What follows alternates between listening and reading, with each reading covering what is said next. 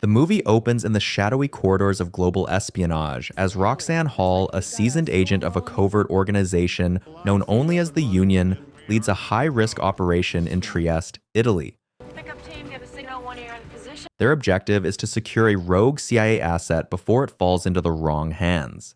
But things spiral out of control. The mission collapses in a haze of bullets and betrayal. Her team is decimated.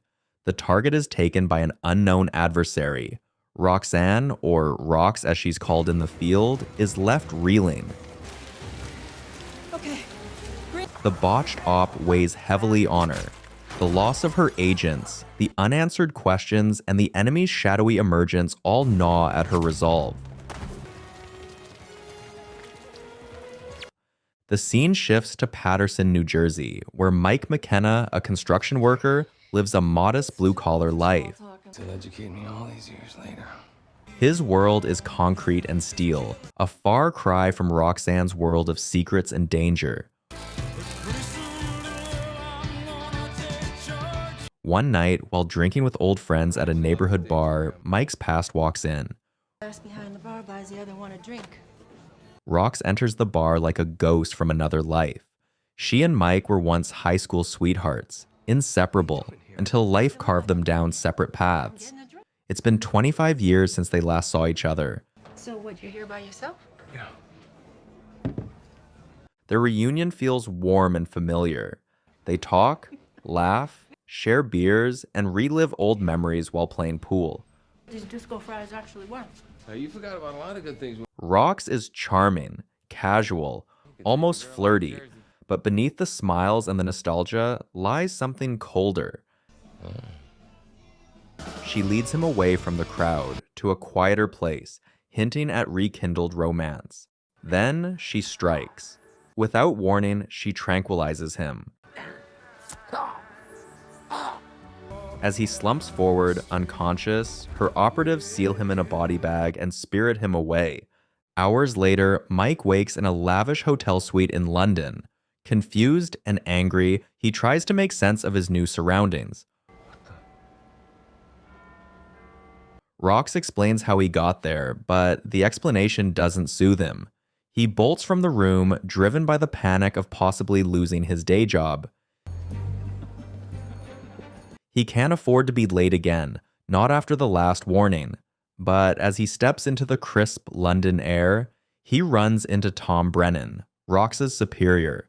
Tom Brennan, local 1220. Tom, calm and calculated, convinces him to stay just long enough to listen. The trio sits down at a local diner for breakfast. Over coffee and scrambled eggs, the truth comes into focus. So now Mitchell has a hole where his face used to be. The intel is in the wind. The Union is bleeding. The Trieste mission was a disaster. Too many good agents lost. The enemy is still at large, and time is slipping. They tell Mike he is exactly what they need, not a polished Ivy Leaguer. Mitchell has a hole where his face used to be. The intel is in the wind, and we are up shit creek. Not a legacy brat from Harvard or Princeton. Not someone whose resume screams power, but someone who doesn't stand out. A nobody. A man with calloused hands and dirt under his nails. Someone invisible. The Union, they explain, is not about blue bloods. It is built on blue collars. Its backbone is street smarts, not theory. And in times of crisis, they don't turn to skull and bone scholars or Oxford fencing champs. They turn to people like Mike, people who get things done without drawing attention, people who don't ask to be heroes. The mission seems simple on paper, but it's lethal in practice. A briefcase containing highly sensitive intelligence, names and profiles of undercover agents embedded in law enforcement and intelligence agencies across allied Western nations, has surfaced on the black market. The briefcase is being auctioned off to the highest bidder by Juliet Quinn, a cold and cunning broker of secrets known only as the auctioneer. We just found out she's selling the intel on the black market in London on behalf of a mystery. The sale is set to take place in London, but the tendrils of the operation stretch across Europe. The buyers are some of the world's most dangerous players: Iranian militants, North Korean operatives, Russian intelligence factions. The briefcase is more than just a file. It's a loaded weapon aimed at global stability. Mike has no training, no combat skills, no background in espionage, and certainly no intention of becoming anyone's last hope.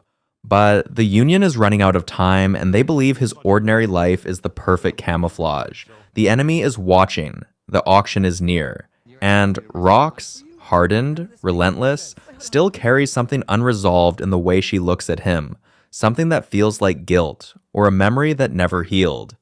Mike doesn't know it yet, but he's already crossed the threshold. Whether he's ready or not, the world is pulling him in. And the quiet man from Patterson may soon find himself at the center of a storm.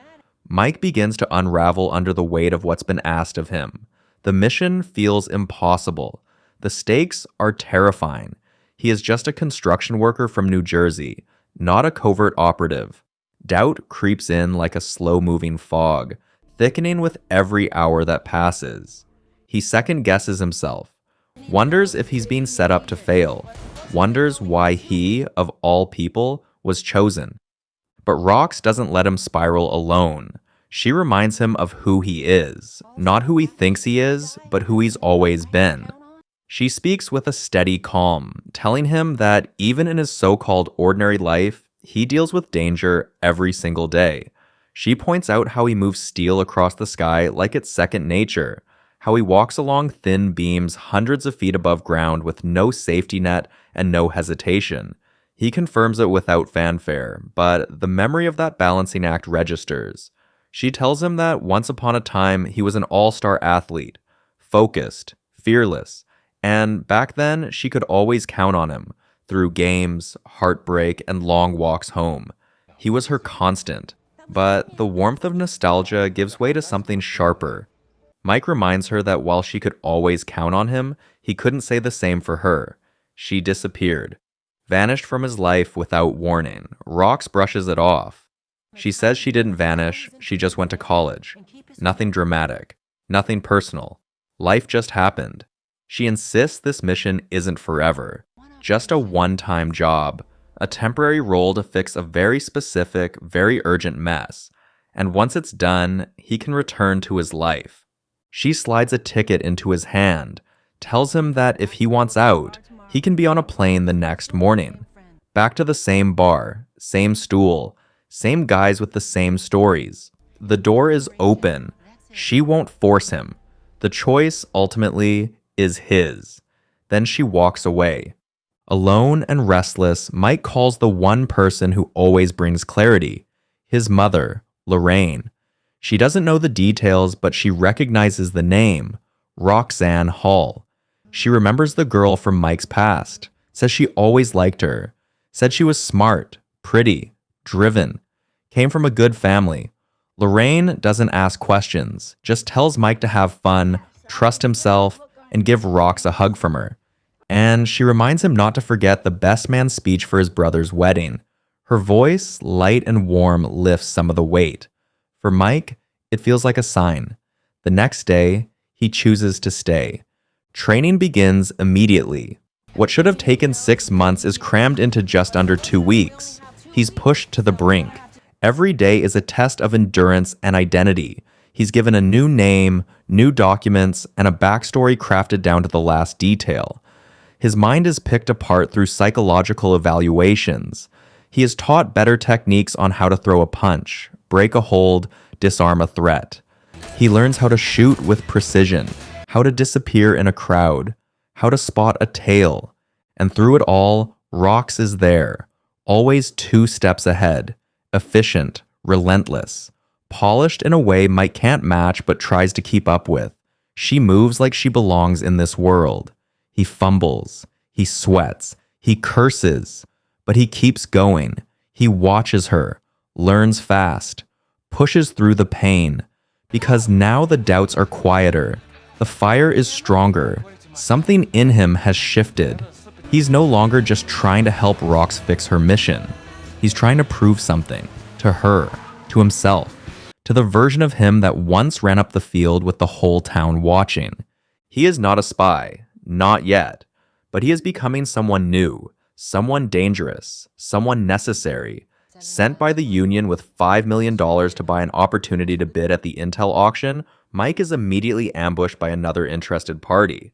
Mike barely escapes with his life. The team extracts him just in time, but the damage is done. Their auction access device, a critical tool that would have served as their digital key into the heavily encrypted system, is destroyed beyond repair. What was meant to be a clean entry into a dark market has turned into a scramble for survival.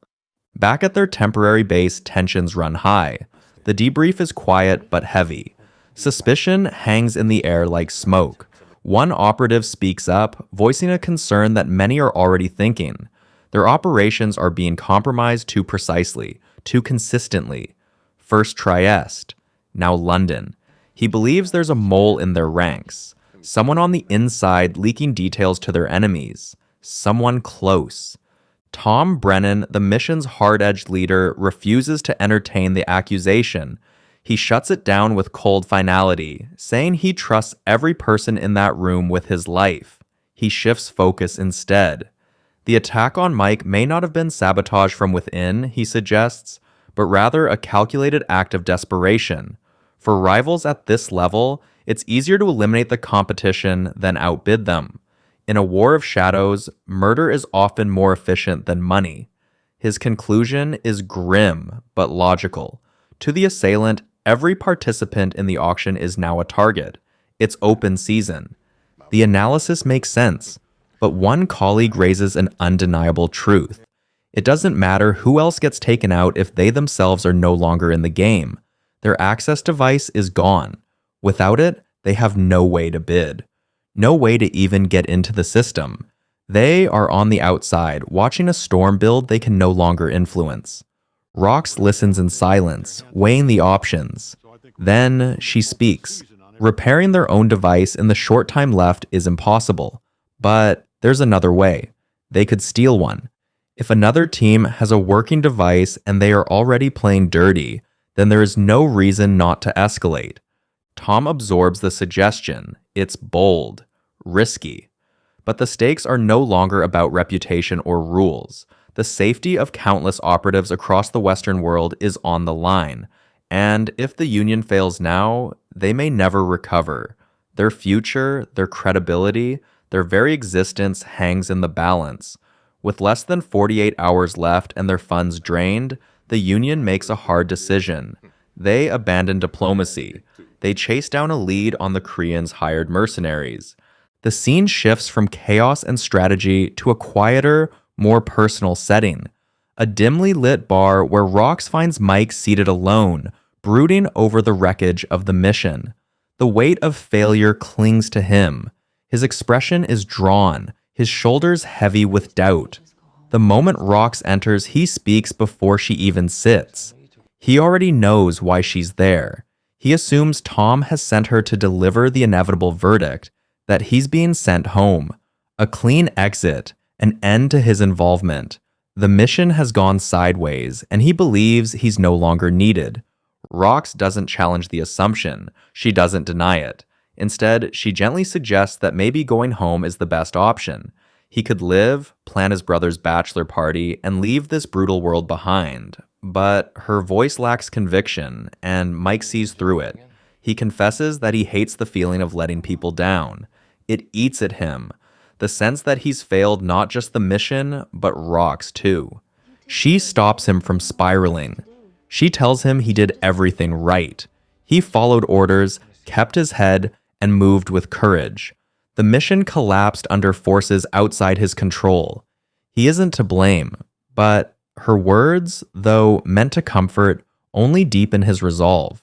Mike tells her that he wants to finish what they started, not out of duty, but to prove that she was right to believe in him, that she didn't make a mistake pulling him into this world. Rox is moved, visibly, though she masks it with a smirk and a quiet proposal that they raise a glass. 2 second chances, to what comes next. By the following morning, Mike is fully back in the fold. He joins the planning session with renewed focus as the team prepares to intercept the North Korean mercenaries. Their goal is to steal a working auction access device, the only remaining ticket into the high-stakes event. The strategy is tight. The timeline is razor thin. But at first, everything unfolds without a hitch. The ambush is clean. The team moves like clockwork. They're seconds away from securing the device when suddenly an unknown third party intercepts their signal. The atmosphere turns tense in an instant. Precision gives way to panic. In the chaos, it looks like the mission might fall apart again. But Mike steps in, cuts through the noise, and seizes the moment. He adapts quickly, finds a path forward, and saves the mission from collapse. The team succeeds. They get the device. Relief washes over them. There's a flicker of pride, even laughter, as someone jokes that it's not bad for a so-called nobody. But the joy is short-lived. Their celebration screeches to a halt when they make a grim discovery. Athena, the Union's sharpest communications expert, is found dead in the van. The impact is immediate. Grief, shock, rage. But worse still is the realization that follows. Rox's mind races. The pieces click together. Something is wrong. Very wrong. She calls Tom, telling him they've been compromised, her voice low but urgent. She begs him to evacuate their headquarters, but it's already too late. From a distance, the team watches in stunned horror as their base of operations erupts in a fiery blast. The explosion is violent. The ground shakes. A cloud of black smoke rises, curling like a fist into the sky. For a heartbeat, they believe they've lost everything. Their people, their resources, their mission. But then Tom calls. His voice is ragged but alive. He tells them he survived. The control room still functions, though they don't yet have a full casualty count. The damage is severe, but not absolute.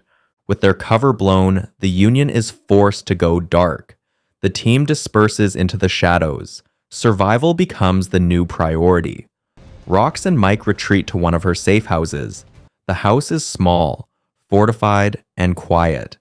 But the silence is not peaceful. It's heavy with loss. Rox is distant, her eyes dark with thoughts she doesn't speak aloud. Mike does what he can to lift her spirit, to remind her that they are still in the fight, that she's not alone. His presence steadies her, just enough. By the next evening, the team, wounded, shaken, but still standing, regroups with one goal. The auction is still on. The intelligence is still in play. And with blood spilled and time running out, they head into the final act with the fire of vengeance and a plan sharpened by loss. With the clock winding down and the fate of the Union hanging by a thread, Tom Brennan places a bold bid using covert CIA funds. The auction is in full swing, tension rising with every offer. Behind the scenes, Foreman, one of the Union's tech-savvy field operatives, works relentlessly to trace Juliet Quinn's precise location.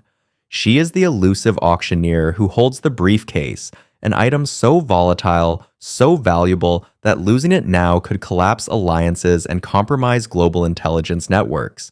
As the CIA officers look on, posturing with smug confidence and bureaucratic swagger, it becomes clear from all their bravado that if the Union fails this time, it is finished. The organization, already bleeding from the disasters in Trieste and London, will not survive another blow. All eyes are on Rox and Mike, the only two operatives chosen to stop this before it's too late. Following Foreman's trace, Rox and Mike make their move. Speeding through city streets and shadowed back roads, they close in on Quinn. She's cornered. They force her hand, pushing her to take them to the briefcase. At her residence, the situation is tense but under control. The briefcase is within reach. Just when it seems the mission is back on track, there's a knock at the door. Standing there is Nick Faraday, a face from the dead. Once a Union agent, believed to be among the 6 casualties in the Trieste operation, Nick was thought to be long gone. But now he stands alive and grave-faced. Rox hesitates, shaken. Nick's warning is urgent, and after a brief standoff, she lets him in.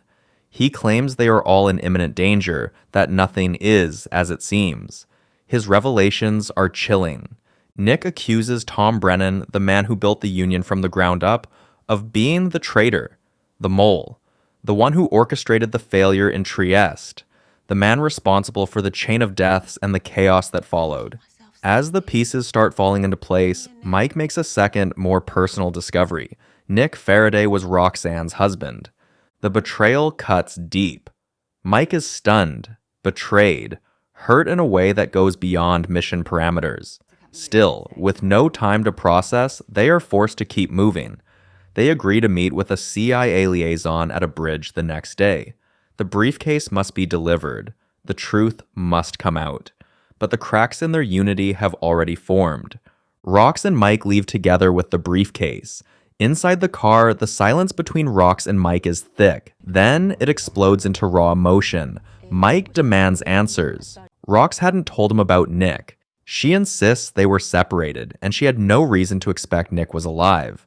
But the excuses feel hollow. Mike cannot let go of the feeling that he has been played, that he was a pawn in something bigger than him. Their argument turns personal. Old wounds reopen. They recall how their fathers, both racist and controlling, disapproved of their young love. Rox endured more than Mike ever knew. Mike confesses that his father was cruel, and that he should have fought harder for Rox back then. But he also says she should have been honest. She knew how much he cared. He accuses her of dragging him into this world under false pretenses, of manipulating his feelings to serve a mission. Rox fires back. She didn't manipulate him. She saved him. Pulled him out of the quiet, confined life he was wasting away in.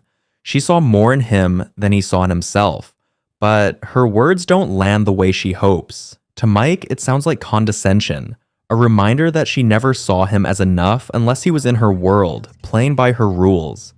The fight ends abruptly. Mike's resolve crumbles. He opens the car door, steps out into the night, and walks away. The briefcase remains with Rox, but the bond they rebuilt now lies fractured. With the final hand yet to be played, the mission remains alive, but the trust between them may not survive the fallout. Morning breaks over the city, gray and tense. At the bridge drop-off point, Rox waits, unsure if Mike will ever show. But then, just as the city begins to stir, he appears, steady, calm, and back in the fight. Rox is surprised, touched, and they exchange brief apologies, the air between them finally clearing. Whatever fractures had formed between them the night before has begun to heal. They may not have time to unpack all that's been said and unsaid, but for now, they're on the same side again. Before they can act on their next steps, Rox receives a call. The voice on the line is familiar. Nick Faraday, the ghost who refused to stay dead. But now his tone is stripped of pretenses. He reveals the extent of his betrayal. He has framed Rox and Brennan with a fake briefcase, casting them as traitors in the eyes of the CIA. His real plan is to sell the real briefcase and its secrets to the Iranians. Years of thankless service, of being underappreciated and underpaid, have pushed him over the edge. He's done hiding. He's done waiting for recognition. When the Union recovered the Koreans' access device, he knew he had to wipe them out before they got to him. Trieste should have been the end, but they wouldn't stop, especially not Rox. Rox, seething but focused, listens. She reminds him that his actions cost lives. Athena's blood is on his hands. Nick offers no apology, only justification. Rox ends the call with a quiet fury. She knows what has to be done. As the CIA moves in to detain them, Rox and Mike make a bold escape. They sprint toward the edge, leaping off the bridge and plunging into the cold, rushing river below. Underwater and disoriented, they emerge only when it is safe. The CIA is behind them, but the threat ahead is greater. Dripping and breathless, they regroup. Rox reveals that she placed a tracker on Nick the last time she saw him. Despite everything, she was already preparing for this moment. Now they know where he's headed. As they move through back alleys and underground paths, Rox confesses that the Union is effectively out of the game. The CIA has turned on them. Every law enforcement body in London will be searching for them. And if they are caught, Mike won't just be detained. He'll be convicted for treason and likely sentenced to hard labor. His life, as he knew it, would be over. Mike meets her gaze. There is no hesitation. He is still in. As long as she is in, so is he. His words are simple but unwavering. Rox is stunned, her composure flickering. For a brief moment, her burden feels lighter. Following the signal, they track Nick to Istria. Getting there fast becomes a challenge, but Mike leverages a contact and secures a stealth plane. They board quickly. In the tight confines of the aircraft, memories come flooding back. High school, youth, the wild possibility of what they once were. The tension between them grows, rooted in shared history, near-death experiences, and raw emotion. With danger looming ahead, they cling to the one thing that feels real in all the chaos. Rox finally admits she's not sure they will win or survive. But if it all ends, she's glad it ends with Mike by her side. She's grateful for that night at the bar in Patterson, for the twist of fate that pulled him back into her life. Her words settle deep. For Mike, it's enough. In Istria, the final act unfolds. Rox storms Nick's meeting with the Iranians, catching him off guard. The Iranians pull out of the deal. Juliet Quinn, sensing instability, also withdraws with her men. What was once a tight operation begins to unravel. At that moment, Mike roars into the scene on a motorbike. Rox tosses him the briefcase mid-motion, and chaos erupts. A violent pursuit ensues through the narrow streets of the town. Mike weaves through alleys, chased by armed mercenaries, while Rox regroups and closes in. Eventually, they corner Nick at the docks. It comes down to a standoff between Nick and Mike. To protect Rox, Mike lowers his weapon, but the fight isn't over. Another explosive car chase breaks out. Rox is briefly paralyzed by fear when she thinks Mike has been killed, but he returns, battered, but alive. They press forward together. At the final confrontation, Nick refuses to be taken alive. He won't stand trial. He won't give the Union the satisfaction. Rox, with a steady hand and a heavy heart, takes the shot. The man she once loved collapses. The threat dies with him. By Sunday, peace returns in fragments. At Mike's brother's wedding, the sunlight feels warmer, the world more stable. Rox shows up quietly, watching from the side until Mike joins her. He delivers the perfect best man speech. Somewhere in the middle of laughter and glances, they admit their rekindled feelings for each other. They still matter to each other. As they slip away from the reception to bump some uglies, they run into a familiar face. Brennan appears, alive, calm, and sharp as ever. He offers Mike something unexpected, a spot on the next mission in Marrakesh, this time as an official Union operative. The story closes on the edge of a new beginning. The initial mission is over, but something bigger is just beginning.